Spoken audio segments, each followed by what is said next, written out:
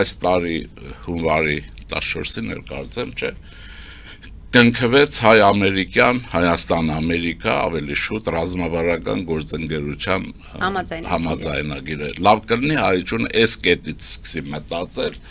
բայց հայությունը, որտեղ հոգեբանորեն հակված չի շատ բաների, սկսում է այն բաներից, այս կոնտեքստում պիտի նայել, որտեղ այդ համաձայնագիրը ծնեց օգոստոսի 8 եւ այդ ընթացքում Հայաստանի գեոստրատեգիական կողմնորոշիչները կամ բալանսը շուռ եկավ բոլորովին այնտեղ, որտեղ Պուտինը չէր ուզի։ Եվ այստեղից էլ Պուտինի վերաբերմունքը անմիջապես փոխվեց Փաշինյանի նկատմամբ, արհամարանքից անցավ սիրալիրության եւ մի քիչ էլ այն ավելի շատ սիրալիրության։ Այնպես որ աշխարհը մեծ է, ուրեմն հարաբերփոխ ընթացքի մեջ է, եւ վերջինը դրան էլ դուք գիտեք, որ այն G20 որ կա տնտեսական համագործակցության Տրամփը հետևողական է իր քաղաքականության մեջ, Ղազախստանի եւ Ուզբեկստանի նախագահներին, որպես կարծեմ դիտորդներ հրավիրել է այդ ֆորումին մասնակցելու։ Սա բոլորովին ուրիշ բան է։ Այստեղ է մեր հարցը, ոչ թե Պուտինը ասեց շնորհակալություն Ադրբեջան, դրանք երկրորդական են, ինչ իմաստով։ Ուրեմն Միացյալ Նահանգները հստակ թափանցում են Միջին Ասիա, մեր ասած Միջին Ասիա, որը Արևմուտքում կենտրոնական Ասիա է անվանվում, որտեղ է ուրանը, հացահատիկը, որտեղ են գունավոր մետաղները, բամբակը, մարդկային ռեսուրսը ահռելի եւ երկու ղեկավարների անշեղ ձգտումը, ուրեմն Տոկաև եւ Ուզբեկստանի նախագահ, որոնք ինչպես Հայաստանը վարում է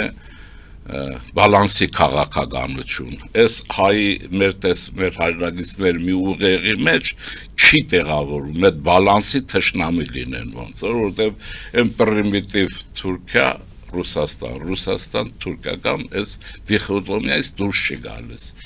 Եվ սա մեր քաղաքականության հաղթանակն է ամերիկյան քաղաքականության կոնտեքստից։ Ինչու է հաղթանակը։ Որովհետև ուրեմն Միջին Ասիայի հետ, այդ կամ Կենտրոնական Ասիայի հետ հնարավոր չի ռազմավարական համագործակցություն լայն իմաստով առանց Թրամփի ուղու, այս էլ սա նշանակում է ռուսական ձգտումների գերեզմանում եւ նրա ստրուկների այդ մեղրու միջանցք, ինչ ուզում է ասեն էլ Ալիև ման։ Բայց Սանտ Պետերբուրգում եղավ չէ Պուտինի եւ Փաշինյանի հիմա դրա ինատուր սկսեց ինչ-որ կոմունիկացիաներ, բաներ, որ անհետ է։ Էհո մենք ապրում ենք, չէ, աշխարհը հո բանով ինչ մեր ժողովուրդն ինչ ասում, չալով կամ ծաղոտով չի ծածկված, ինչ կոմունիկացիա, ինչ բան։ Ինքը պետք է մտածի ռեժիմն ինչպես է փրկելու, Ռուսաստանը այդ ճգնաժամից ինչպես է դուրս գալու։ Այստեղ է։ Այսինքն մենք ես անցած ժամի մեր հանդիմանն ասացի, որ Հայաստանն իմ կարծիքով ռազմավարական մեծ թևարգության է դուրս եկել համաշխարհային եւ այդ փաստորեն բանալի պետություն դառնում է, ով ուզի չուզի։ Մեր հայրենիքները որ ուզեն լավ կլինի, բոլորը, նույնիսկ ռսամերները, որովհետև ռսամերությունը իրենց մորից չի ծնվել, հայամերությունը հայկական է, ռսամերությունը օտար է։ Ինչ եմ ուզում, բայց այդ բառերից խնդրում չնեղանան, էլ ես նեղանալու համար չեմ ասում, ահա, եւ այդ ուղին աշխատելու է։ Լավ կլինի, որ մենք մտածենք նաեւ առանց Ռուսաստանի ենք աշխատելու։ Չէ, առանց Ռուսաստանի է աշխատելու, ոչ թե առանց Ռուսաստանի էլ։ Ռուսաստան այդտեղ մուտք չունի, ինքը իհարկե մեր վարչապետի սիրալիրությունը դեպի կախված է պատուհանով դուրս գցեցին դռնով ներս մտնելու կամ եթե դռնից շպրտել են պատուհանով թափանցելու, որը իմաստ չունի, մեկ է իրենք ռեսուրսի եւ այլ իմաստով դուրս են գալիս։ Ռուսաստանը ինքը փեշերը քաշում է, օբյեկտիվորեն, ոչ թե ուզում են։ Ցակում են այստեղ է հիմա այդ մնացածն արդեն ամբողջովին այդ բոլորը բացատրվում է, իմ ասածը ամենևին էլ, այսինքն պաշտպանել չպաշտպանելու հետ կապ չունի, բազմաբերվեր եւ հավասարակշիռ բալանսը հավասարակշիռ է թարգմանվում եւ հաշվեկշիռ է թարգմանվում հաշվեկշիռը հավասարակշռության մեջ եղավ այս քաղաքականության մեջ է նորմալ է ես էլի անցած ժամից մեր հանդիպու ժամը մենք Ռուսաստանի հետ կունենանք ինձ համար պարզ է այնպիսի փոխհարաբերություններ, ինչպիսին ասենք Անգոլայի հետ ունենք եւ այդ պիտի ունենանք այդքան շատ է շատ մեր համար մեր խնդիրը ռուսական մշակույթից հեռանալն է ռուսաց լեզվից հեռանալն է ռուսական դպրոցից հեռանալն ինչու որտեղ սա եզակի մի պետություն է որը դպրոցը լեզուն օգտագործում է ուրիշին այլասերելու համար ուրիշները չեն անում այդ հացահատիկ են բերում ուրեմն չէ այնքան իշկանով կիմանան լեզու ես մեծ են ինչ-որ ռուսական մեծ լեզու եւ այլն եթե այդպես է մնալու չենք ազատագրվելու բայց իրենք այդ այլևս չունեն իմը գեոստրատեգիական է վերլուծությունը ոչ թե սիրում եմ չեմ սիրում ես բացի Հայաստանն ու հաջողորդը ոչ մեկին չեմ սիրում բայց բարյացակամ եմ բարձ է շատերի հանդեպ եւ դա նորմալ է հիմա ինչ եմ ուզում ասել այս բանի մեջ նայում ենք մնացածը մենք այն հզոր երկիրը չենք ասենք Ֆրանսիա չենք, որ շատ բաներ մեզ թույլ տանք, դրա համար մեզ մնում է խելքով աշխատելը, չվտանգելը։ Այդ երկաթուղիների վերաբացման այդ խնդիրը, որ խոսվեց այդ մասին, դա Փաշինյանը ինչ որտեղ վերցրեց, բերեց Հայաստան հետ այդ գաղափարը։ Որը? Երկաթգծի հետ կապված։ Երկաթգծի այդ նախագծերի մեջ է հայկական խաչմերուկ, այսինքն այեցեք ինչ կա, եթե ասում են հայկական խաչմերուկ, դա կոնցեպցիա է։ Դա ընդհանրում է կոմունիկացիաներ, դա նշանակում է կոնկրետ երկաթգիծ, ավտոճանապարհներ, մայրուղիներ եւ այլն։ Եվ ընդհանրում է, որ պետք է Ռուսաստանի Դաշնության հետ Ռուսաստանի Դաշնությունը պայմանագրային հարաբերության մեջ է մեր հետ Եթե իհարկե այնտեղ խեղաթյուրված են իրենք ասում, որ այդ տարածքը բանը էլ անպայման տարածքին են ուզում կպած լինեն, Հայաստանը կարծում եմ, որ այնքան խելամտություն կունի, նախ վարչապետ ուղղեց մի անգամ, այդ ասեց դա մեր սուվերեն տարածքի մասին չի խոսքը, երկաթուղու կոնցեսիոն կառավարման մասին է, չի լինի ձեռներից կվերցնենք մեր երկաթուղումը եւ ընդմիշտ կգնան այստեղից։ Իրենք այդ եմ ասում, դռնով դուրս են գալիս, կծում ես, պատանով ներս են մտնում, նրանք չեն ուզում հաջորդի ազատագրում, չեն ուզում Հայաստանը վերականգնում, թույլ Հայաստան իրենց Հարավային Կովկասը չեն ուզում։ Հարավային Կովկասը գիտեն, որ եթե մենք այսպես լինի, իրենց ադրբեջանցիները շպրտելու են, ինչպես որ Ալիևը օգտագործեց Պուտինին, Արցախը գրավեց, նվեր ստացավ, հիմա թքածունի չի գնում,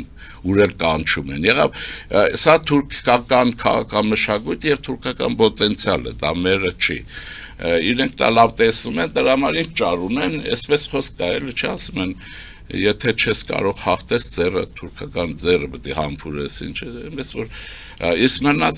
մնացած երկաթուղին կվերականգնեն, կաշխատեն, չէ վերականգնի այնքան վերականգնողներ կան, բայց ճիշտ կլինի, որ մենք վերականգնենք մեր ազգային հարստության եւ ստրատեգիական նշանակության օբյեկտների ընդհանուր առմամբ տերը մենք պիտի լինենք։ Կախվածությունը թուլացնենք, ինչքան հնարավոր է։ Կախվածության թուլացման երկու ձև կա։ Ինքդ վերցնում ես քեզ,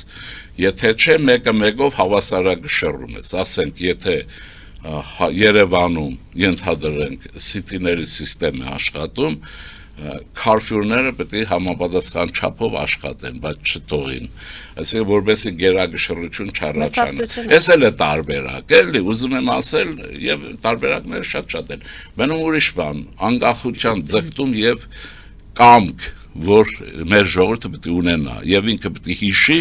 հիշի, որ ինքը այն գլխից առաջագործության ժողովուրդ է, այդպես նույնիսկ ասեմ, որ հետաքրիր է Մովսեսը, որի մասին դե շատ չէ, իր մարգարեություններում ասում է, որ մարդկային արարած է եւ քաղաքակրթություն առաջացել է Հայաստանում,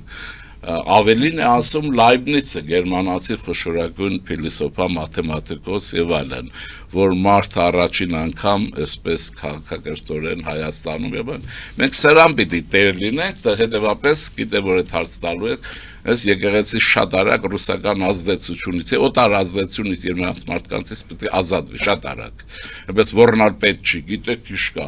Ինչ է, հիմա ինչ են ասում եթե KGB-շնիկ է, էլի։ Հայելելի չեք ուզում, եթե KGB-շնիկ է։ Հասկանում եք ոնց օտար պետության գաղտնի ծառայությունն ինչ անում, լրտեսություն է անում։ Երկրորդն է կառավարում է, փորձում է կառավարել, եթե ուժ պատի։